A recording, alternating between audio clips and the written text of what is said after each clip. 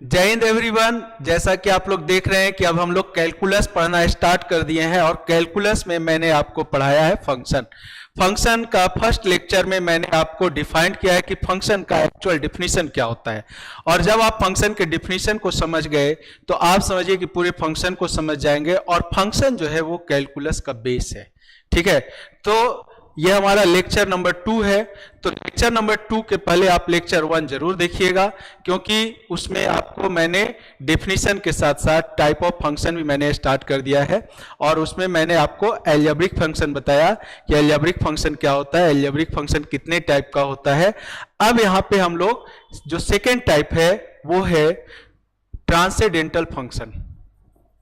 Transcendental function, और ये transcendental function जो होता है बेटा, इसको हम लोग नॉन अलजेब्रिक फंक्शन भी बोलते हैं। क्या बोलते हैं? Non algebraic function.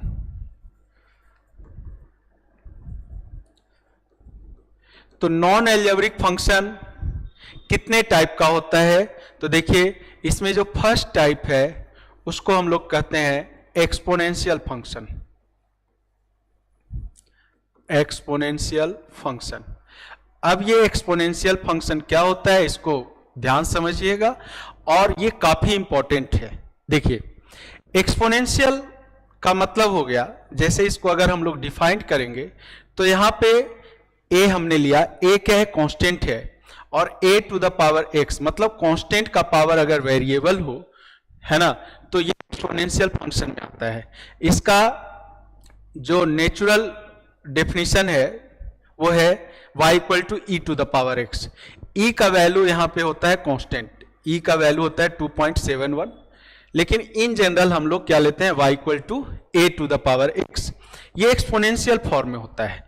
Exponential form का मतलब यहां पे देखिए, a जो है वो बेस है, a क्या है? यहां पे बेस है, और पावर में क्या है? यहां पे x। इसको हम लोग एक्सपोनेंट भी बोलते हैं, इसको हम लोग पावर भी बोलते हैं, इसको हम लोग इंडेक्स भी बोलते हैं। तो इस तरह से यहाँ पे कांस्टेंट का पावर अगर वेरिएबल होगा तो वो एक्सपोनेंशियल फॉर्म में आता है। और यहाँ पे जो कंडीशन अप्लाई होता है, ये जो बेस है यानी कि a, ये ग्रेटर देन 0 होता है और नॉट इक्वल टू 1 होता है। 1 इसलिए नहीं होता है कि ये कांस्टेंट फंक्शन में आ जाता है। तो base always greater than 0, not equal to 1। अब लेस देन 0 क्यों नहीं होता है ये भी मैं आपको बताऊंगा कि लेस देन 0 क्यों नहीं होता है। देखिए, यहां पे a का जो वैल्यू है वो 0 से 1 के बीच में लाई करेगा और ग्रेटर देन 1 लाई करेगा। अब थोड़ा सा किसी बच्चे के मन में ये क्वेश्चन आता है कि इसका वैल्यू लेस देन 1 क्यों नहीं होता है। तो देखिए, मैं इसके लिए आपको बता देता हूं, लॉगरिथमिक और एक्सपोनेंशियल ये दोनों जो है एक दूसरे का इनवर्स है। मतलब इनवर्स फंक्शन जब आप पढ़ेंगे तो इसका इनवर्स आप निकालेंगे तो लॉगरिथमिक मिलेगा, और लॉगरिथमिक का इनवर्स जो है वो एक्सपोनेंशियल मिलेगा। तो देखिए, अगर यहां पे हम लोग लिखते हैं log a to the base 2, तो ये होता है 3। ठीक है, बेस यहां पे 2 है, बेस का मतलब a। और अगर हम लोग यहां पे -2 और यहां पे आर्गुमेंट 8 लेते हैं तो ये सेटिस्फाई नहीं करता है। इसका मतलब है कि यहां पे कंट्राडिक्शन आ जाता है। जब बेस हम निगेटिव लेते हैं तो ये सेटिस्फाई नहीं करेगा, तो बेस सिर्फ पॉजिटिव के लिए सेटिस्फाई करता है, इसलिए हम लोग greater than 0 not equal to 1 लेते हैं। ठीक है, अब देखिए यहां पे जो कंडीशन है x क्या होगा? ये रियल नंबर को बिलोंग करेगा, यानी कि जो एक्सपोनेंशियल फंक्शन का डोमेन होगा, डोमेन आपको रियल नंबर मिलेगा। x क्या है? यहां पे डोमेन है, और रेंज इसका हमेशा ध्यान में रखिएगा, एक्सपोनेंशियल ही एक ऐसा फंक्शन है जो ऑलवेज पॉजिटिव होता है, यानी कि इसका रेंज मिल जाएगा 0 से लेकर इंफिनिटी।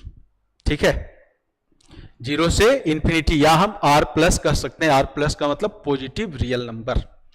अब मैं आपको ग्राफ के थ्रू दिखाऊंगा कि इसका डोमेन रियल नंबर और रेंज 0 टू इंफिनिटी कैसे मिलता है। तो देखिए, इसके लिए मैं यहां पे एक एग्जांपल लेता हूं। जैसे हमने लिया y इक्वल टू 2 का पावर x। ठीक है, तो यहां पे बेस जो है वो ग्रेटर देन 1 ले लिया हमने। अब 2 का पावर, जैसे मान लो हमने -100 लिया, x निगेटिव ले लिया, तो इसको क्या लिखेंगे हम लोग, 1/2 टू द पावर 100। क्या ये निगेटिव देगा? नहीं, ये पॉजिटिव देगा। अगर आपने 2 का पावर 0 लिखा तो ये 1 देगा। 2 का पावर अगर आपने 100 1000 लिया तो ये भी पॉजिटिव देगा। मतलब x का वैल्यू आप कुछ भी लेते हैं, ठीक है, तो आपको ये पॉजिटिव देता है। अब देखिए यहां पे जो मैं आपको ग्राफ दिखाने जा रहा हूं फॉर a ग्रेटर देन 1, तो जैसे जैसे x का वैल्यू आप निगेटिव लेंगे वो 0 को टेंस करेगा। देखिए ये किसको टेंस करेगा? 0 को। और 0 पे क्या दे रहा है? ये 1। और जैसे जैसे x का वैल्यू बढ़ता जाएगा, ठीक है, तो यहां y का वैल्यू यानी कि एक्सपोनेंशियल का वैल्यू वो इंक्रीज करता चला जाएगा। तो देखिए इसका ग्राफ कुछ इस तरह से बनता है, ऐसे। यहां पे देखिए 0 पे ये क्या दे रहा है? 0 पे 1 दे रहा है। तो ये हमेशा कहां से पास करेगी? 0,1 से। तो ये y equal to a to the power x का ग्राफ हुआ जब a क्या होगा? Greater than 1। लेकिन जब a का वैल्यू 0 से 1 के बीच में लाई करेगा तो जस्ट रिवर्स हो जाता है। यहां पे कैसे? तो अगर हमने a इक्वल टू 1/2 ले लिया तो 1/2 टू द पावर 0, तो ये भी कहां से पास करेगा? 0 1 से। मतलब कि यहां पे किसी का भी पावर 0 क्या देता है? 1 देता है। तो x 0 लिया तो y क्या मिल रहा है? 1 मिल रहा है। दैट मीन्स कि ये भी 0,1 से पास करेगी, y एक्सिस को 0,1 पे कट करेगी। लेकिन यहां पे अब देखिए चेंज कैसे होता है ग्राफ। जब आप यहां पे x का वैल्यू पॉजिटिव लेंगे तो ये टेंडिंग टू 0 हो जाता है, यानी कि 1/2 का पावर 1000 2000 3000 ये 0 को टेंस करेगा। और जब यहां पे आप इसका वैल्यू निगेटिव लेते हैं, ठीक है, तो ये आपको क्या दे देगा? 2 का पावर -1 मल्टीप्लाई होकर के 2 का पावर 100। तो ये स्ट्रिक्टली इंक्रीज कर रहा है। मतलब जस्ट उल्टा कैसे हो जाएगा कि जब आप x का वैल्यू पॉजिटिव लेते हैं तो ये स्ट्रिक्टली इंक्रीज करेगा, मतलब y का वैल्यू ये पॉजिटिव देगा और बढ़ता चला जाएगा। और जब आप निगेटिव लेते हैं तो 0 को टेंस करता है। देखिए सॉरी, जब आप यहां पे पॉजिटिव लेते हैं तो ये 0 को टेंस करता है। मतलब कि पॉजिटिव में जैसे जैसे x का वैल्यू बढ़ाएंगे तो ये 0 को टेंस करेगा, और निगेटिव में जैसे जैसे आप निगेटिव लेंगे तो ये वैल्यू बढ़ता चला जाएगा। तो देखिए इसका ग्राफ जस्ट इस तरह से बनेगा। तो ये दोनों 0,1 से पास कर रही है, और ये y equal to a to the power x का ग्राफ मिला जब a का वैल्यू 0 से 1 के बीच में लाई कर रहा है। तो ये होता है आपका एक्सपोनेंशियल फंक्शन। ठीक है, एक्सपोनेंशियल फंक्शन देखिए यहां पे एक्स एक्सिस से ऊपर वैल्यू मिल रहा है आपको, यानी कि ऑलवेज पॉजिटिव है। ग्राफ के थ्रू भी आप देख पा रहे हैं इसको। और यहां पे दोनों केसेज में ये कहां इंटरसेक्ट कर रही है? 0,1 पे।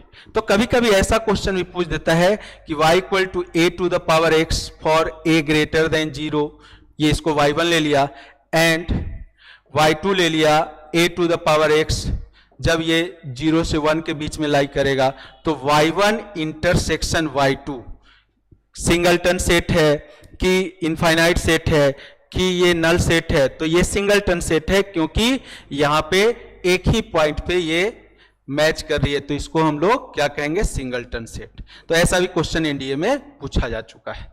तो आई थिंक क्लियर हुआ होगा एक्सपोनेंशियल फंक्शन। अब देखिए एक्सपोनेंशियल फंक्शन का जो इनवर्स होता है, जैसा कि मैंने अभी आपको बताया, वो होता है लॉगरिथमिक फंक्शन। ठीक है, तो आइए देखते हैं यहां पे लॉगरिथमिक फंक्शन क्या होता है। तो सेकेंड जो इसका टाइप है वो है लॉगरिथमिक फंक्शन। तो बेटा देखिए इनवर्स में क्या होता है, किसी फंक्शन का अगर हम इनवर्स लेते हैं तो जो इनपुट होता है वो आउटपुट बन जाता है, और जो आउटपुट होता है वो इनपुट बन जाता है। तो सबसे पहले मैं आपको चेंज करना सिखा दूं कि कैसे हम लोग लॉगरिथमिक को एक्सपोनेंशियल में चेंज करते हैं और एक्सपोनेंशियल को लॉगरिथमिक में। जैसे यहां लिखा हुआ है 2 का पावर 3 इज इक्वल टू 8, तो ये आपका एक्सपोनेंशियल फंक्शन हो गया। तो यहां पे देखिए ये पावर है, एक्सपोनेंट है, ये बेस है और ये इसका रिजल्ट है। तो जब इसको आप चेंज करेंगे लॉगरिथमिक में तो यहां पे लॉग, बेस का काम होता है हमेशा नीचे रहने का, बेस यहां पे लिखा जाएगा। 8 जो आउटपुट है वो यहां आ जाएगा और जो इसका इनपुट है वो यहां आ जाएगा। तो इस तरह से एक्सपोनेंशियल लॉगरिथमिक में चेंज होता है और लॉगरिथमिक एक्सपोनेंशियल में चेंज होता है। जैसे अगर लिखा हुआ है लॉग 25 टू द बेस 5 और ये आपको देता है 2, तो इस तरह से लिखा हुआ है। और इसको अगर आपको चेंज करना है किस में, एक्सपोनेंशियल में, तो देखिए ये 5 जो है ये इधर चला जाएगा, तो 5 का पावर 2 और ये आर्गुमेंट कहलाता है लॉग का, ये नीचे आ जाएगा। तो देखिए ये जो है ये एक्सपोनेंशियल फंक्शन है और ये लॉगरिथमिक फंक्शन है। तो आई थिंक क्लियर हुआ होगा। अब देखिए यहां पे जो इनपुट है वो आउटपुट बनता जा रहा है और जो आउटपुट है वो इनपुट बनता जा रहा है, ठीक है। तो y equal to a to the power x, this is the exponential function. अगर आप इसको चेंज करेंगे तो x बाहर आ जाएगा और यहां पे हो जाएगा log y to the base a, ठीक है। अब देखिए जब हम लोग यहां पे चेंज कर लिए, जो आउटपुट इनपुट था वो आउटपुट बन गया और आउटपुट इनपुट बन गया।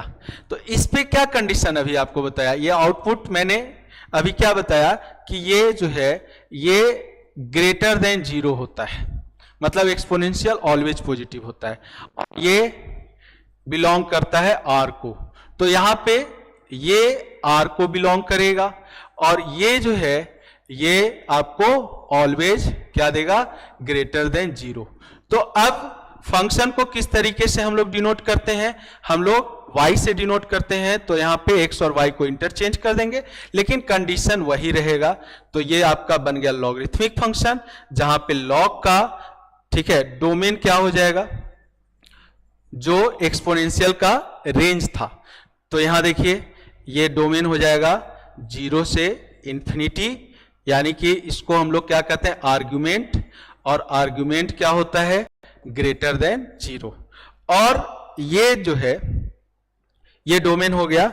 और यहां पे देखिए रेंज की बात करेंगे तो रेंज,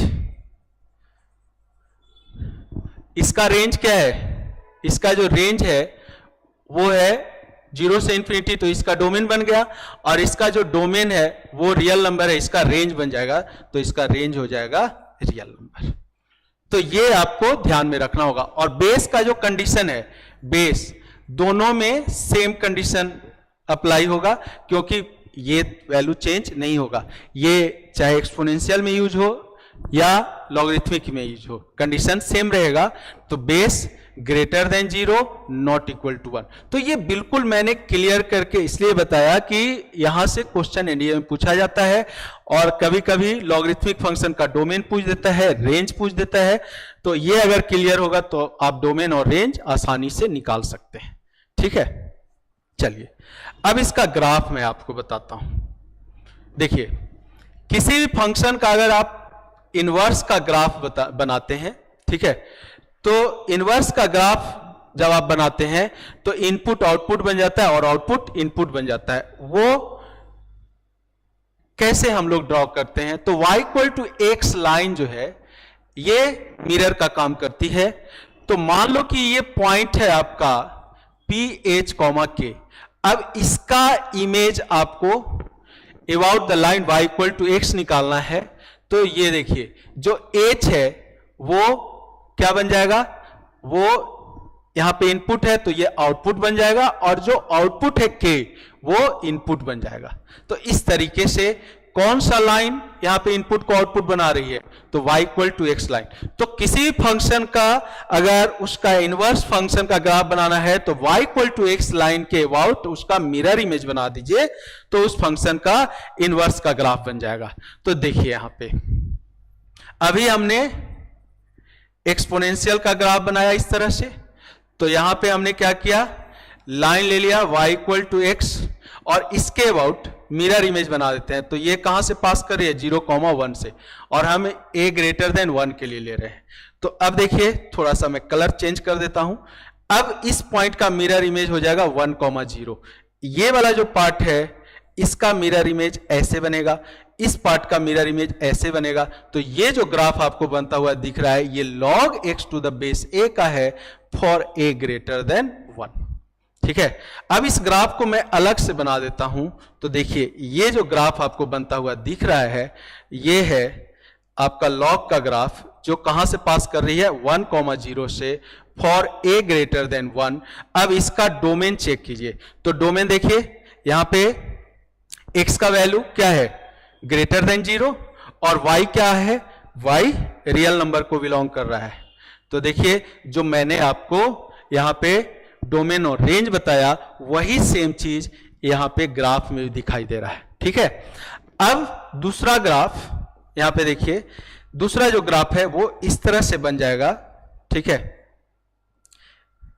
ये जो ग्राफ आपको दिख रहा है यहां पे, ये जब a का वैल्यू कहां से, 0 से 1 के बीच में लाई करेगा तो ग्राफ इस तरह से बनेगा। चेक कर लीजिए। ठीक है, यहां भी डोमेन क्या है, ग्रेटर देन 0, और यहां पे जो रेंज है वो देखिए रियल नंबर दिख रहा है आपको। ठीक है, तो ये जो ग्राफ मैंने बताया आपको ये लॉगरिथमिक का ग्राफ बताया। ठीक है, और आगे आपको एक्सपोनेंशियल मैंने बताया। तो दोनों एक दूसरे का इनवर्स है, वो मैंने ग्राफिकली भी आपको रिप्रेजेंट किया और एनालिटिकली भी रिप्रेजेंट किया। अब देखिए इसका जो थर्ड टाइप है ये है ट्रिग्नोमेट्रिक फंक्शन। ट्रिग्नोमेट्रिक फंक्शन ये मैं आपको पूरा डिटेल में ट्रिग्नोमेट्री में पढ़ा रखा हूं कि इसका ट्रिग्नोमेट्रिक फंक्शन का डोमेन क्या होता है, रेंज क्या होता है। और फोर्थ जो टाइप है इसका वो है inverse trigonometric function. Inverse trigonometric function. ठीक है, इनवर्स ट्रिग्नोमेट्रिक फंक्शन, यहां पे ट्रिग्नोमेट्रिक फंक्शन के बारे में आपको मैं बता दूं कि ट्रिग्नोमेट्रिक फंक्शन जो होता है वो हमेशा मेनी वन फंक्शन होता है अपने डोमेन के लिए। जो इसका डोमेन है उस डोमेन के लिए ये मेनी वन फंक्शन होता है। लेकिन जब इनवर्स निकालते हैं तो इनवर्स मेनी वन फंक्शन का कभी इन्वर्टिबल नहीं होता है। तो इसको क्या करना पड़ता है, इसका प्रिंसिपल वैल्यू निकालना पड़ता है और उस प्रिंसिपल वैल्यू के अकॉर्डिंग ये इन्वर्टिबल हो जाता है।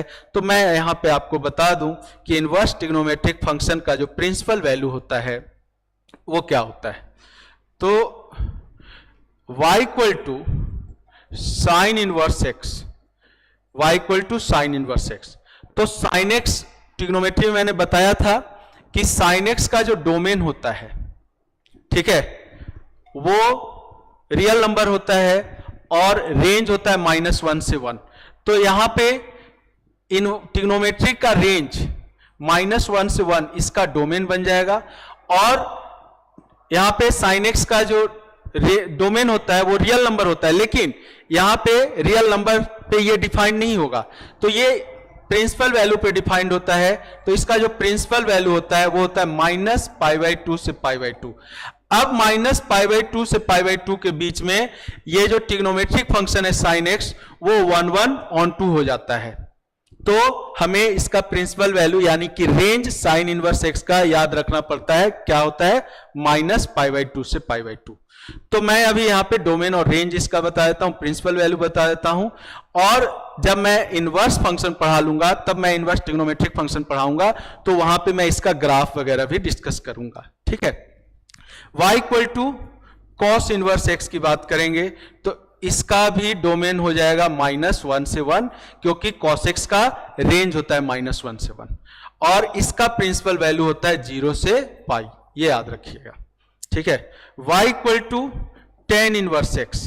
तो tan x का रेंज होता है रियल नंबर यानी -∞ से इनफाइनाइट, इसका डोमेन बन जाएगा -∞ से इनफाइनाइट और इसका प्रिंसिपल वैल्यू tan इनवर्स का ये माइनस π/2 से π/2 हो जाएगा। ठीक है, अब देखिए y equal to cot inverse x, तो कॉट x का रेंज होता है माइनस इनफाइनाइट से इनफाइनाइट, जो कॉट इनवर्स का बन जाएगा डोमेन माइनस इनफाइनाइट से इनफाइनाइट, या हम इसको रियल नंबर कह सकते हैं। और इसका जो प्रिंसिपल वैल्यू होता है वो 0 से पाई होता है। याद कैसे रखेंगे, तो साइन इनवर्स x का जो प्रिंसिपल वैल्यू होगा माइनस π/2 से π/2, ये क्लोज ब्रैकेट के साथ होगा, ये ओपन ब्रैकेट के साथ, क्योंकि यहां पे अनडिफाइंड हो जाता है tan x माइनस π/2 और π/2 पे। उसी तरह से कॉस इनवर्स का क्लोज ब्रैकेट 0 से पाई, तो यहां हो जाएगा ओपन ब्रैकेट 0 से पाई। अब बचा आपका सेक इनवर्स x, तो सेक इनवर्स x का सेक x का जो रेंज होता है वो होता है माइनस इनफाइनाइट से -1 यूनियन 1 से इनफाइनाइट। ठीक है, तो अब यहां पे इसका इनवर्स का डोमेन बन जाएगा माइनस इनफाइनाइट से -1 यूनियन 1 से इनफाइनाइट। और सेक इनवर्स का जो प्रिंसिपल वैल्यू होगा वही होगा जो कॉस इनवर्स का होगा, लेकिन एक चेंजिंग हो जाता है यहां पे।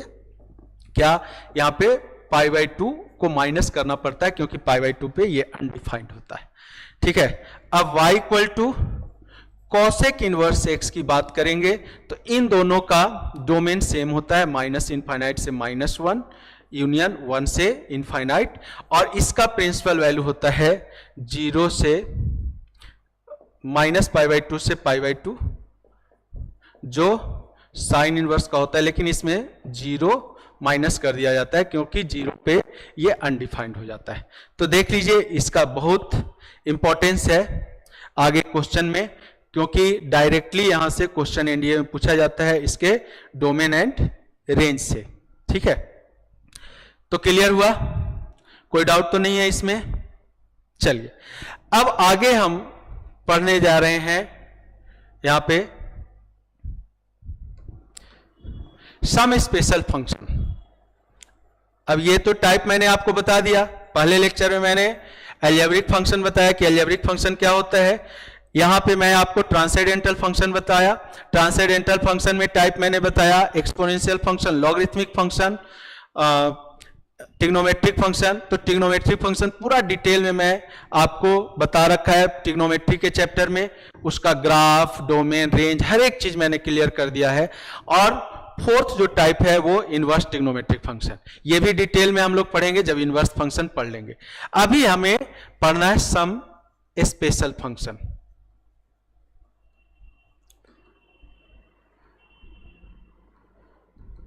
देखिए सम स्पेशल फंक्शन जो है ये स्पेशल नाम रखा गया है क्योंकि ये स्पेशल होता ही है।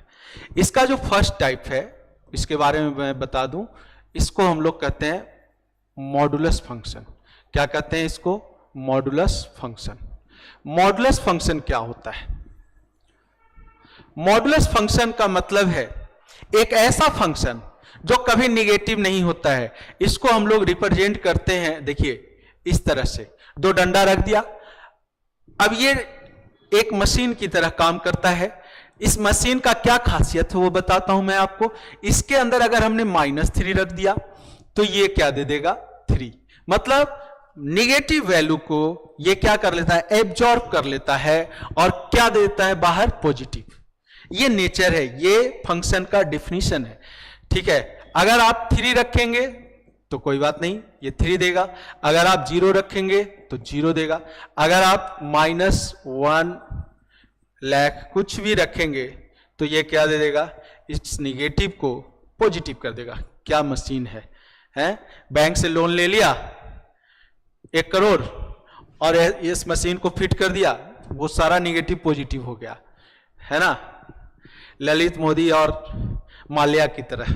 ठीक है, तो यहां पे देखिए ये मॉडुलस है, तो मॉडुलस कभी निगेटिव नहीं देता है। अब इसको हम लोग ब्रेक कैसे करते हैं वो मैं आपको बता देता हूं। देखिए y टू mod x, ठीक है, इसको ऐसे ब्रेक करते हैं जब आप x greater than equal to 0 लेते हैं। तो देखिए 0 पे 0 मिलेगा, 1 पे 1 मिलेगा, 2 पे 2 मिलेगा, तो यहां पे कोई चेंजिंग नहीं होता है, एज इट इज x लिख सकते हैं आप। और जब x लेस देन 0 लेते हैं तो निगेटिव रखेंगे तो क्या दे देगा आपको? पॉजिटिव। तो मान लो कि -3 है तो इसको पॉजिटिव बनाने के लिए आगे का साइन चेंज करना पड़ता है ना, तो यहां पे -x हो जाएगा। अब कोई कहेगा कि ये निगेटिव है, नहीं, अकॉर्डिंग टू कंडीशन ये पॉजिटिव दे रहा है। ठीक है, तो इस तरह से मॉडुलस को हम ब्रेक करते हैं। आप देखिए जैसे y equal to mod x plus 1 है, इसको ब्रेक करना है आपको। तो यहां पे x प्लस 1 को अगर आप ग्रेटर देन इक्वल टू 0 लेंगे, ठीक है, तो यहां पे जैसे मान लो यहां पे x क्या हो गया? ग्रेटर देन इक्वल टू -1, तो -1 रखेंगे तो 0 दे देगा, और -1 से जैसे ही बड़ी वैल्यू रखेंगे तो ये पॉजिटिव देता चला जाएगा। तो यहां पे साइन चेंज नहीं होगा, ये एज इट इज लिखा जाएगा। और जैसे ही आप x प्लस 1 लेस देन 0 लेंगे तो यहां पे x लेस देन -1 हो जाएगा। तो यहां पे देखिए -2 रखिएगा तो निगेटिव देगा, तो यहां पे मॉडुलस के लिए जो इसका आउटपुट मिलेगा वो पॉजिटिव मिलेगा, तो आगे आपको साइन चेंज करना पड़ेगा। ये बहुत इंपॉर्टेंट है, ये आपको फंक्शन में प्लस आपको कैलकुलस में जब आप पढ़ेंगे एप्लीकेशन ऑफ इंटीग्रल, वहां पे इसका ग्राफ और इसका एरिया निकालने के लिए आता है, तो ये काफी इंपॉर्टेंट है। अब इसका मैं ग्राफ आपको बताता हूं कि मॉडुलस का ग्राफ कैसे बनता है। तो देखिए ध्यान से, मॉडुलस का ग्राफ बनाने के लिए हमें जो यहाँ पे आउटपुट मिल रहा है वो मिल रहा है y इक्वल टू एक्स और y इक्वल टू -x। तो आपको मैं बता दूं, ये आपको पता भी होगा कि y इक्वल टू एक्स का जो ग्राफ है वो इस तरह से बनता है। ये y इक्वल टू एक्स का ग्राफ है, और ये जो है ये y इक्वल टू -x का ग्राफ है, ये आपको पता होना चाहिए। तो यहां पे y इक्वल टू एक्स वाले में हमें x का वैल्यू क्या लेना है? Greater than equal to 0। तो ये वाला पार्ट हमारा डिलीटेड हो जाता है। तो ये जो आपको मिल रहा है अकॉर्डिंग टू कंडीशन, और यहां पे x लेस देन 0 लेना है तो ये भी डिलीट हो जाएगा, और ये जो आपको अकॉर्डिंग टू कंडीशन मिल रहा है तो ये फाइनल ग्राफ मिल रहा है आपको y equal to mod x का। अब चेक कर सकते हैं, देखिए मॉडुलस कभी निगेटिव नहीं देता है, तो इसका जो फाइनल ग्राफ मिला है, अब इसको मैं हटा देता हूं यहां से, इसका जो फाइनल ग्राफ मिला है वो v शेप में यहां पे मिला है। देखिए 0 पे आपको क्या मिल रहा है? 0। ठीक है, लेस देन 0 नहीं मिल रहा है। ग्राफ का पोर्शन जो है वो एक्स एक्सिस को टच करते हुए ऊपर जा रही है, यानी कि मिनिमम वैल्यू आपको क्या मिल रहा है? 0, और मैक्सिमम इनफाइनाइट मिल रहा है, कभी निगेटिव नहीं दे रहा है। तो इसका जो डोमेन होगा वो रियल नंबर हो जाएगा। देखिए x का वैल्यू कुछ भी ले सकते हैं, और जो रेंज होगा इसका वो आपको 0 क्लोज ब्रैकेट टू इंफिनिटी मिलेगा। मतलब कि ये जो मॉडुलस है ऑलवेज आपको ग्रेटर देन इक्वल टू 0 देगा। ठीक है, और भी इंफॉर्मेशन इसमें आपको मैं बता दूं, जहां से क्वेश्चन डायरेक्टली पूछा जाता है। मॉडुलस फंक्शन ऑलवेज कंटिन्यूअस होता है, ये कहीं ब्रेक नहीं करता है, कहीं पे इसका ग्राफ जो है वो ब्रेक नहीं करता है, ये ग्राफ ऑलवेज कंटिन्यूअस होता है। देख लीजिए आप, यहां से जब इसका ग्राफ बनाना शुरू करेंगे तो आप जो है कहीं पे रुकेंगे नहीं, और नहीं रुक रहे हैं तो ये क्या होता है? ऑलवेज कंटिन्यूअस होता है। तो ये जो फंक्शन है वो कंटिन्यूअस है for all x belong to r। ये भी इंफॉर्मेशन मैं आपको यहां पे बता दिया। ठीक है, तो ये आपको मैंने मॉडुलस फंक्शन के बारे में बताया। ठीक है, इसका इंपॉर्टेंस आप कंटिन्यूटी में भी देखेंगे, फंक्शन में तो है ही इसका इंपॉर्टेंस, डिफरेंशियबिलिटी में भी देखेंगे। आपको यहाँ पे थोड़ा एक्नॉलेज दे दूं कि जब भी मॉडुलस का आप ग्राफ बनाएंगे तो यहाँ पे इस कॉर्नर पे, मतलब यहाँ पे जो क्रिटिकल पॉइंट मिल रहा है, यहाँ पे आपको शार्प कॉर्नर मिल रहा है। मान लेते हैं कि ये पॉइंट है x इक्वल टू a, तो यहाँ पे कभी भी फंक्शन डिफरेंशिएबल नहीं होगा। तो not differentiable at x equal to a। तो ये भी एक इंफॉर्मेशन मैं यहां पे आपको दे रहा हूं। ठीक है, तो बताइए कोई डाउट तो नहीं है इसमें? चलिए अगला जो इसका टाइप है नेक्स्ट, वो है आपका सिग्नम फंक्शन। तो स्पेशल फंक्शन में एक आ गया आपका मॉडुलस फंक्शन, सेकेंड जो है वो है सिग्नम फंक्शन। तो सिग्नम फंक्शन देखिए क्या होता है, इसका भी काफी यूज है। तो सेकेंड जो इसका टाइप है वो है सिग्नम फंक्शन। कैसे डिफाइन किया गया है सिग्नम फंक्शन को, यह भी मैं आपको बता देता हूं, इसका ग्राफ बता दूंगा। y equal to S G N से रिप्रेजेंट करते हैं इसको, और एस जी एन डिफाइंड कैसे हुआ है, सिग्नम डिफाइंड कैसे हुआ है कि जब x नॉट इक्वल टू 0 लेंगे तो ये देता है मॉड x अपॉन x, और जब x इक्वल टू 0 लेंगे तो ये 0 देता है। ठीक है, तो देखिए यहां पे, अब यहां पे कंडीशन अप्लाई होगा। x नॉट इक्वल टू 0 का मतलब x ग्रेटर देन 0 लेंगे। तो अभी मैंने बताया कि जब आप x ग्रेटर देन 0 लेंगे तो ये पॉजिटिव देगा, यानी x अपॉन x यानी 1 मिलेगा, और जब x लेस देन 0 लेंगे तो ये निगेटिव देगा, यानी minus x upon x minus 1 देगा, और जब x इक्वल टू 0 लेंगे तो ये 0 देगा। तो यहां पे आपको जो रेंज मिल रहा है सिग्नम फंक्शन का, डोमेन तो एनी रियल नंबर हो रहा है, कोई भी x का वैल्यू हम यहां पे छोड़ नहीं रहे हैं, सारे x का वैल्यू हम ले रहे हैं। तो रेंज जो मिल रहा है वो -1, 1 और 0 मिल रहा है। तो देखिए सिग्नम का सबसे पहले डोमेन ये रियल नंबर होगा, और इसका जो रेंज होगा वो हो जाएगा आपका -1, 0 एंड 1। तो ये भी पूछा हुआ है एनडीए में कि सिग्नम फंक्शन का रेंज क्या होता है। तो साफ दिख रहा है आपको कि सिग्नम फंक्शन का जो रेंज होता है वो होता है -1, 0 एंड 1। अब देखिए अकॉर्डिंग टू डिफिनीशन, अगर x का वैल्यू आप पॉजिटिव लेते हैं कुछ भी तो आपको क्या दे देगा 1। अगर आप x का वैल्यू निगेटिव लेते हैं, ठीक है, तो ये आपको -1 देगा, और अगर x का वैल्यू आप 0 लेते हैं तो ये 0 दे देगा। तो ये नेचर है सिग्नम फंक्शन का, है ना, सिंघम की तरह इसका नेचर है। अब सिग्नम 2 का पावर x ये क्या दे देगा, तो 1 देगा। क्यों? क्योंकि ये पॉजिटिव है, एक्सपोनेंशियल, एक्सपोनेंशियल भी ऑलवेज पॉजिटिव, है ना।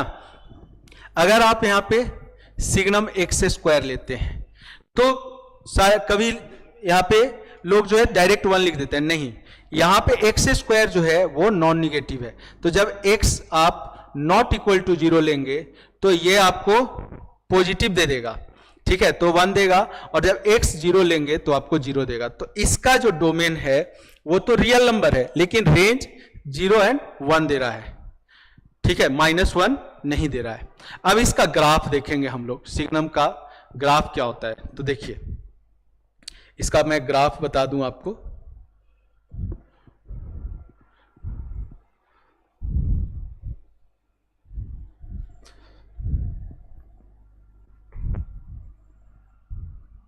देखिए ये ग्राफ हो गया y इक्वल टू 1 का, ये ग्राफ हो गया y इक्वल टू -1 का, और ये जो है x axis y equal to 0 के लिए हो गया। x एक्सिस का मतलब क्या होता है, y इक्वल टू 0। तो यहां पे इसका वैल्यू 1 देता है जब x ग्रेटर देन 0 लेते हैं। तो देखिए यहां पे ये वाला पार्ट यहां से हट जाएगा। तो ये y इक्वल टू 1 का ग्राफ हो गया, और यहां पे हमें कंडीशन क्या लेना है, x ग्रेटर देन 0, और 0 पे 0 मतलब ये वाला सिर्फ पॉइंट हो जाएगा, ठीक है, और x लेस देन 0 के लिए -1 देता है। तो ये ग्राफ है y इक्वल टू -1 का, यहाँ पे आपको x लेस देन 0 लेना है। तो जो फाइनली आपको ग्राफ मिल रहा है, देखिए ये मिल रहा है x ग्रेटर देन 0 के लिए, 0 पे 0 दे रहा है यहाँ पे, और ये x लेस देन 0 के लिए हो गया। तो ये फंक्शन डिसकंटिन्यूअस होता है कहाँ पे, 0 पे, क्योंकि आप यहां से चलेंगे तो यहां पे आपको रुकना पड़ेगा। तो इधर x ग्रेटर देन 0 के लिए कंटिन्यूअस है, बट 0 पे ये ब्रेक कर जाता है, ठीक है, तो ये 0 पे डिसकंटिन्यूअस होता है, लेकिन हर जगह पे कंटिन्यूअस होता है। तो ये सिग्नम फंक्शन का नेचर है। सिग्नम फंक्शन का डोमेन बता दिया मैंने, रेंज बता दिया। अगला जो इसमें स्पेशल फंक्शन में जो टाइप आपको मैं बताने वाला हूं वो और भी इंपॉर्टेंट है, हमेशा क्वेश्चन उससे रिलेटेड पूछा जाता है। उसका नाम है greatest integer function and fractional part function, ठीक है। तो ग्रेटेस्ट इंटीजर फंक्शन और फ्रैक्शनल पार्ट फंक्शन काफी इंपॉर्टेंट है, तो ये मैं अगले लेक्चर में आपको बताऊंगा। तो जरूर आप अगला लेक्चर फॉलो कीजिएगा, जरूर देखिएगा, तब आप कम से कम 4 से 5 क्वेश्चन ग्रेटेस्ट इंटीजर फंक्शन से रिलेटेड और फ्रैक्शनल पार्ट फंक्शन से रिलेटेड जो एनडीए में पूछा जाता है वो आप 100% श्योरिटी के साथ कर सकते हैं। तो बने रहिए हमारे साथ, मिलते हैं हम लोग अगले लेक्चर में। जय हिंद एवरीवन।